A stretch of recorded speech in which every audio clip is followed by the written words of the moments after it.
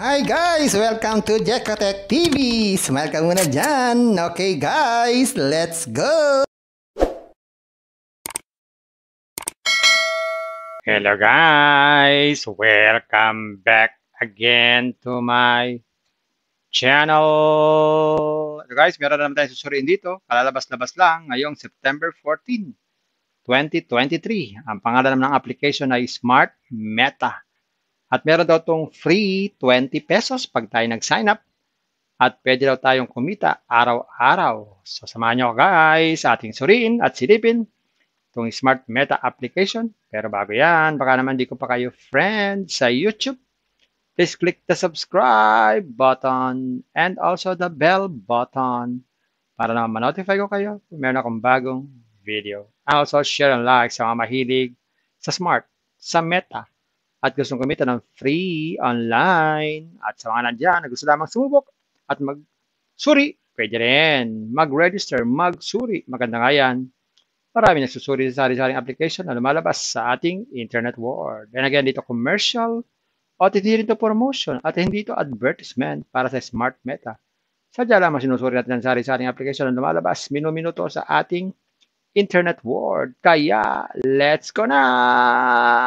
So ayan guys, once na-click nyo yung link, ito yung makikita nyo. So mag-sign up muna tayo, mag-register tayo.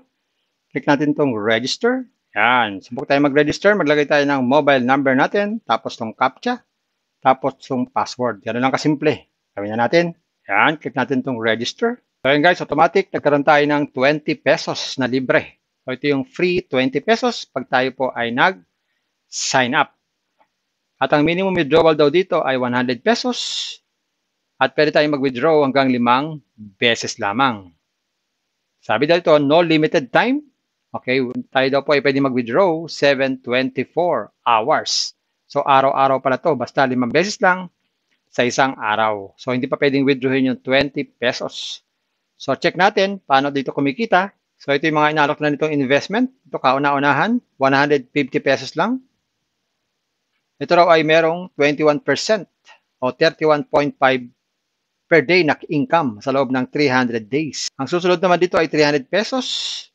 Meron din, 300 days ng cycle, pero 78 naman daw po ang daily niyan. Meron din namang 500, 140 naman ang daily. Meron din namang 1,300 ang daily. So, isabihin, kung 1,000, in 4 days, bawi na agad ang puhunan.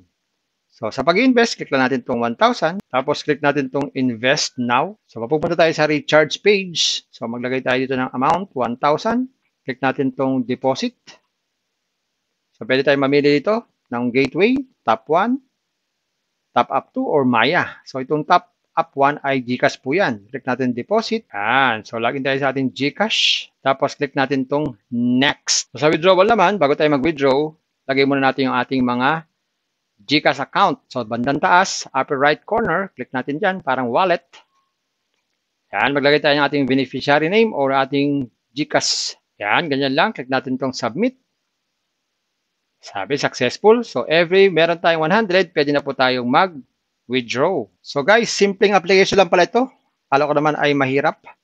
So, meron siyang free 20 pesos, pero hindi naman pwedeng withdrawin. Kailangan pa natin mag-invest at least 150 pesos. At ipinangako nila, within 4 days, ay mababawi natin ating puhunan. Kaya guys, dahil ko kayong pinapayuhan at pinapaalalahanan at nire-remind bago mag-invest, think twice, mag-search, magtanong-tanong bago mag-invest and invest at your own risk, invest what you can afford. Tulos sila lamang po sobrang pera ang ating invest.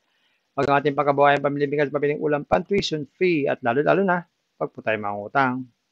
Kung wala po tayong perang pang-invest, manatili po sa free. Pero naman po itong free, ipon-ipon lang, makakapag-withdraw din. At kung gusto nyo pa na maraming free, pasyalan nyo po yung aking description box. Nandun po yung mga super legit na free application. Pasyalan nyo po. At isa pang paalala, ang ganitong mga application, minsan tumatagal ng 1 taon, 2 taon. Meron namang mga tumatagal lamang na ilang buwan, 8 months, 5 months, 3 months. Ang iba naman tumatagal lamang na 1 buwan.